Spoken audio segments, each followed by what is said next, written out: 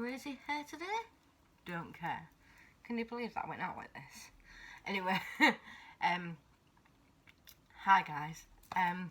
Bit of a late one tonight. It's like 8 o'clock, gone 8 o'clock, so been a bit busy today, not being able to jump on and do my video. Dungarees and a yellow top today. My friend referred to me as a minion, so there you go. I am now officially a minion. So thanks for that, Ash. Right, today we're going to talk about how I read book quiz. Like, there's 7 questions about how you read, basically. So I'm going to answer them. Again, my answers haven't been scripted, but the questions are written in my notebook here. So if I lean forward a lot, it's because I can't read my own handwriting, because my handwriting's shocking. But, oh, excuse me. So question number 1 is, how do you find out about new books to read? Booktube. Simply put, Booktube. I basically watch 4 booktubers religiously. Every time I've got a new video, I'm always reading them, watching them. So whatever books they haul or do a review on, I literally just write it down, and then when I go book shopping, I'll buy it, unless I see another book and I'm like, ooh, that looks pretty, or well, that sounds really good. But yeah, I tend to go by them. My 4 booktubers are how I find books to read. Sometimes I find them on Goodreads. If I'm like browsing my book reads in bed and I see a book that I like, then I will write that down. Or I often get emails about books, so I'd be like looking at them, and if I like the sound of them, I will again write them down and eventually buy them. So yeah, that's my answer to that question. Question number 2 is, how did you get into reading? Well, I touched on this subject in a few videos, so I'm not going to repeat myself, but I can literally never ever, I can't think of a time when I wasn't reading.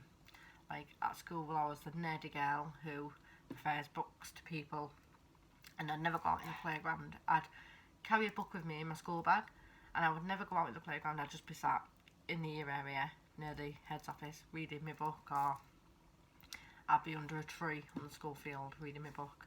And if you couldn't find me as a kid, I'd either be in my bedroom reading or in the garden reading. So yeah, just I've never ever not read. Like, to the point where if I once went to my dad's, right, for the weekend, and I forgot my books. I forgot a book, which was shocking, because I never ever forget my books. I've always got 2 books in my bag at any given time. One that I'm reading, and one that I take just in case I finish the one that I'm reading, so I never run out of books. But yes, this one particular time, I was going to my dad's for the weekend, and I forgot my books. I forgot them, and because there was no books that either I haven't read or what were literally like too old for me, like, you know, Stephen King and stuff like that. So I read the phone book. True story. I read the phone book, and my dad watched one of my videos and put what happened to the story about you reading the phone book. So I said that's a story for another video. So here I am. If you watch this, Dad, which I'm fairly sure you were, but if you watch this, that's my funny, embarrassing childhood story. I'm sure there'll be others throughout the other videos, but yes, that's one for today. I once read the phone book, and because I've got an autistic memory, I actually remembered a few. I actually remembered a few numbers of people that I didn't know. Stalker! But yeah, so that's question number 2. Question number 3 is, how has your taste in books changed as you get older? As you've gotten older? It hasn't really. I've replaced a few books, like a few authors with, like, you know, Jacqueline Wilson. I've replaced her with like Jodie Picoult, or, you know, Roald Dahl became Scott Westerfeld, or, you know. But I remember being at my nana's, and I was about, well, I used to go every weekend for a Sunday dinner, as you do, you know, roasting her. It's lovely. My nana did the best Yorkshire puddings ever. So yeah, I used to go to her house and I'd always see like a book on the table, and it was always like a historical fiction book, you know, like World Wars and stuff. And there was this one particular author.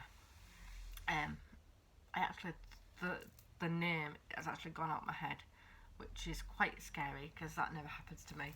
But she's literally an author from Hull, and she writes about Hull in war times and olden days, basically.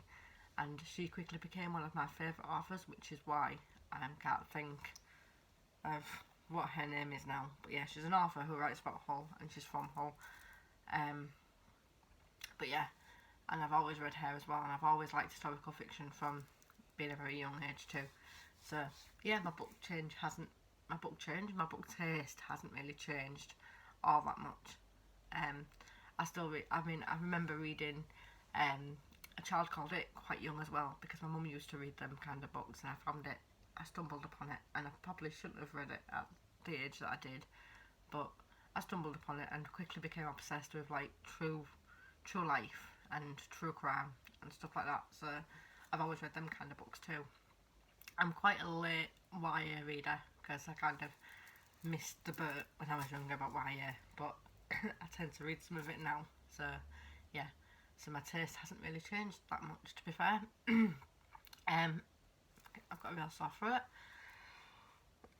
Need a drink. Question number 4 is, how often do you buy books? It depends who you ask.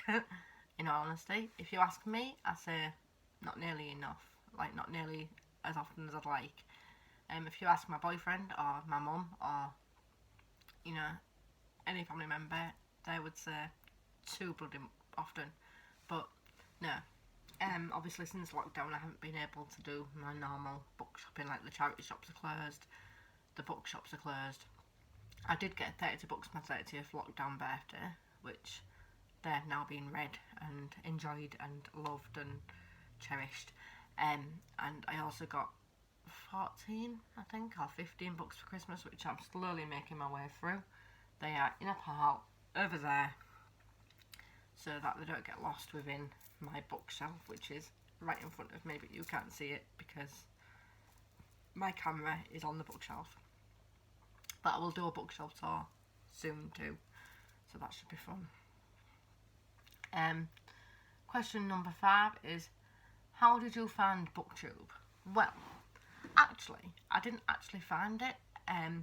My friend Sophie, who I know subscribed to my channel because she loves me, told me about this lady called Pierre Ford, and I quickly loved her, like YouTubed her and watched all her videos, and then clicked on the videos you may like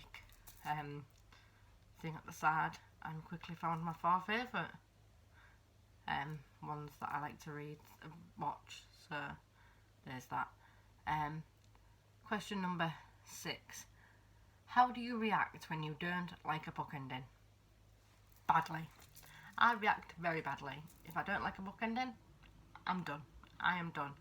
I think that's a lot of time wasted if you don't like an ending, and I often cry internally and sometimes externally if I don't like a book ending.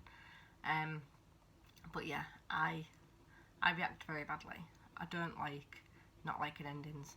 I don't actually like books to end. Like, I don't like it. I'm not a fan of endings. I mean, who is? But yeah, I don't like books to end. It doesn't matter how many pages it is.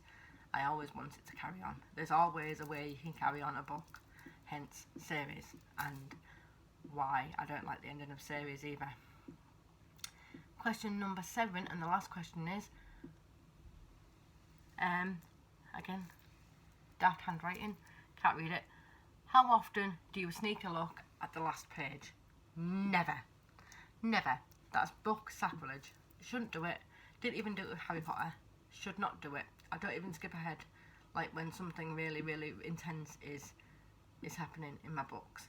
I just hold on tight, like knuckles, and wait for it, and ride it out. Just wait for it, because why buy a book if you're just going to ruin the ending? I mean, how are you going to enjoy a book if you already know how it ends?